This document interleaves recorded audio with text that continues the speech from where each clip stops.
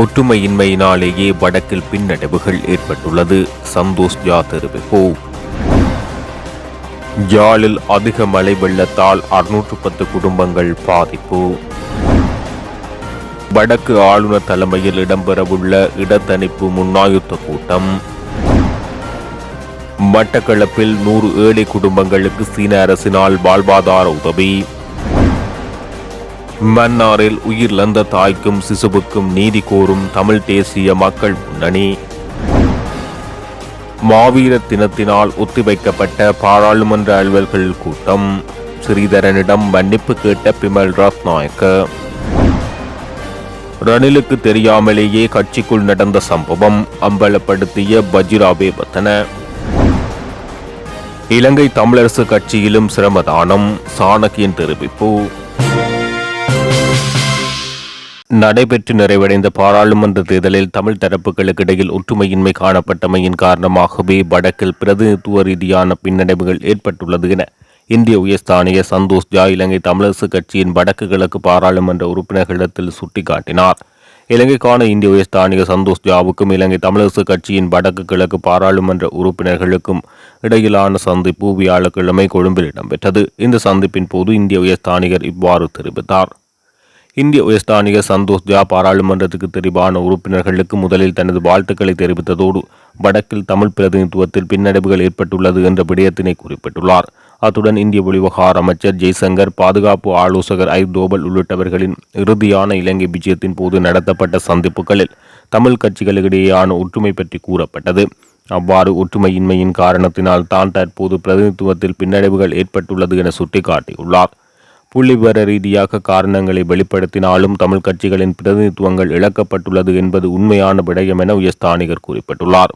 இதனை அடுத்து தமிழரசு கட்சியின் உறுப்பினர்கள் சார்பில் கருத்துக்கள் வெளியிடப்பட்டன. குறிப்பாக அபிவிருத்தி திட்டங்களை முன்னெடுத்தல், முதலீடுகளை மேலும் அதிகரித்தல், இளைஞர் யுவதிகளின் திறன்களை மேம்படுத்துதல் உள்ளிட்ட பல்வேறு விடயங்களில் இந்தியாவின் பங்களிப்பையும் ஒத்துழைப்பையும் தொடர்ந்து அதிகளவில் வழங்குமாறு கோரிக்கை விடுக்கப்பட்டது.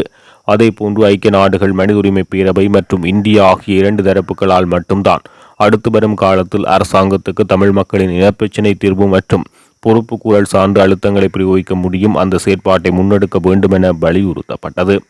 தொடர்ந்து அரசாங்கம் புதிய அரசியலமைப்பை உருவாக்க உள்ளதாக கூறி வருகின்ற நிலையில் புதிய அரசியலமைப்பினை அவர்களுக்கு வேண்டிய வகையில் உருவாக்குவதற்கான பெரும்பான்மை பலம் அவர்களுக்கு உள்ளது. ஆகவே தமிழர்களின் அபிலாசைகளை பூர்த்தி செய்யும் வகையில் இந்திய இலங்கை ஒப்பந்தத்தினை அடியொற்றியதாக அந்த முயற்சிகள் இடம்பெற வேண்டும் என்பதை இந்தியா உறுதிப்படுத்த வேண்டும் என கேட்டுக்கொள்ளப்பட்டுள்ளது. மேலும் அரசாங்கம் தமிழ் மக்கள் ஏற்றுக்கொள்ளாத அரசியலமைப்பினை முன்னகட்டுமாக இருந்தால் அதற்கு எதிராக வடக்கு கிழக்கு மக்கள் நிச்சயமாக தமது திரட்சியான எதிர்ப்பினை வெளியிடுவார்கள் என குறிப்பிடப்பட்டது. இறுதியாக டெல்லியுடன் தமிழர்களின் விடயங்கள் சம்பந்தமாக பரந்துபட்ட கலந்துரையாடலான வாய்ப்பு ஒன்றை பெற்றுத்தருமாறும் உயர்ஸ்தானிகரிடத்தில் கோரிக்கை விடுக்கப்பட்டுள்ளமை குறிப்பிடத்தக்கது.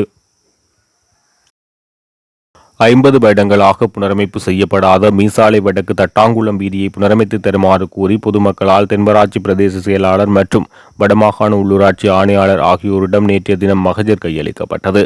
வடமாகாண உள்ளூராட்சி ஆணையாளருக்கான மகஜர் கைதடியில் உள்ள வடக்கு மாகாண சபை அலுவலகத்தில் நேரடியாகவும், தென்மராட்சி பிரதேச செயலாளருக்கான மகஜர் கடிதமூடாகவும் காலை அப்பகுதி மக்கள் மற்றும் பொது அமைப்புகளின் பிரதிநிதிகளால் கையளிக்கப்பட்டது. கையளிக்கப்பட்ட மகஜரில் சகல அரசு திணைக்களங்கள் மற்றும் அரசியல் பிரமுகர்களிடம் குறித்த வீதி தொடர்பில் முறையிட்டும் இதுவரை எந்த ஒரு ஆக்கப்பூர்வமான செயற்பாடுகள் எதுவும் நடைபெறவில்லை. பாடசாலை மாணவர்கள் உள்ளிட்ட பல்வேறு தரப்புகளும் தற்போது மழைக்காலம் ஆரம்பித்துள்ள நிலையில் பாதிப்புகளை எதிர்கொண்டு வருகின்றனர்.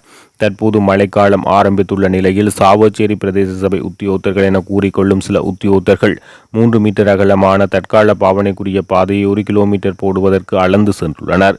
ஆனால் எமது பாதை புனரமைப்புக்கு வந்த ஐரோட் திட்டம், அதன் பணம் என்ன நடந்தது என்ற கேள்வி மக்களிடம் உள்ளது. ஆகவே தயவு செய்து எமது பிரதேசத்துக்கு பொறுப்பாளர் என்ற வகையில் இதற்கு தாங்கள் நிரந்தர தீர்ப்பை முன்வைக்க வேண்டும் என தெரிவிக்கப்பட்டுள்ளது. யாழ்ப்பாணத்தில் தொடர்ச்சியாக பெய்து வரும் அடமழை காரணமாக ஏற்பட்ட வெள்ளப்பெருக்கு மற்றும் ஏனைய அனர்த்தங்களால் 610 குடும்பங்களைச் சேர்ந்த 2294 பேர் பாதிக்கப்பட்டுள்ளனர். அத்துடன் 20 வீடுகளும் பகுதியளவில் சேதமடைந்துள்ளதாக யாழ்ப்பாணம் மாவட்ட அனர்த்த முகாமைத்துவ பிரிவின் பிரதிப்பணிப்பாளர் TN சூரியராஜா தெரிவித்துள்ளார். அந்த வகையில் சாவச்சேரி பிரதேச செயலாளர் பிரிவில் வெள்ள அனர்த்தத்தினால் இதுவரை 34 குடும்பங்களைச் சேர்ந்த 108 பேர் பாதிக்கப்பட்டுள்ளதுடன் 7 வீடுகள் பகுதியளவில் சேதமடைந்துள்ளன. ஊர்காவல்துறை பிரதேச செயலாளர் பிரிவில் 111 குடும்பங்களைச் சேர்ந்த 475 பேர் பாதிக்கப்பட்டுள்ளதுடன் 2 வீடுகளும் பகுதியளவில் சேதமடைந்துள்ளன.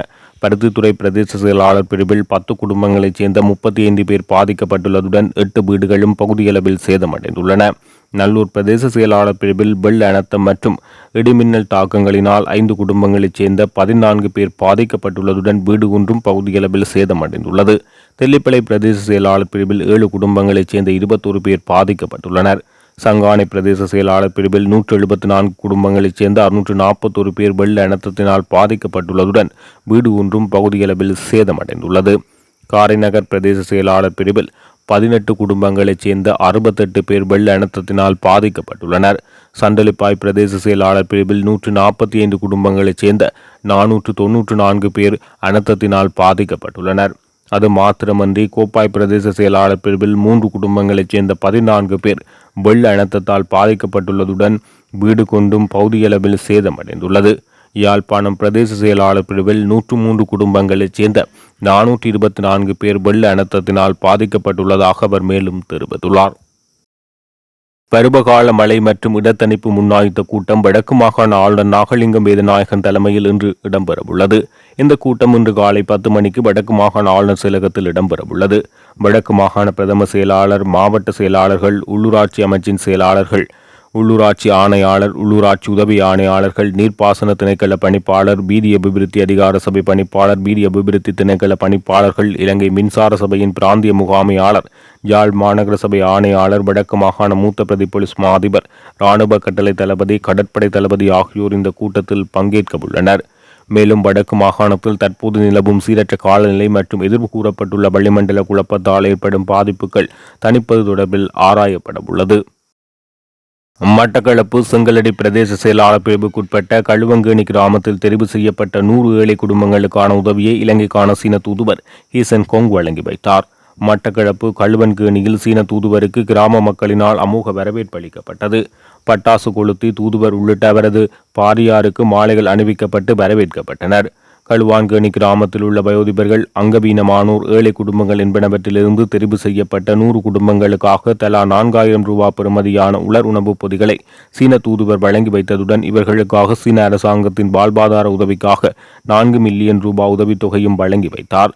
இந்த நிகழ்வில் இலங்கைக்கான சீன தூதுவர் ஹீசன் கொங் மற்றும் அவரது பாரியார் உள்ளிட்ட தூதரக அதிகாரிகள், மட்டக்களப்பு மாவட்ட சிவில் சமூக அமைப்பினர், செங்கலடி பிரதேச செயலக உத்தியோகத்தர்கள், பயனாளிகள் உள்ளிட்டோர் கலந்து கொண்டனர்.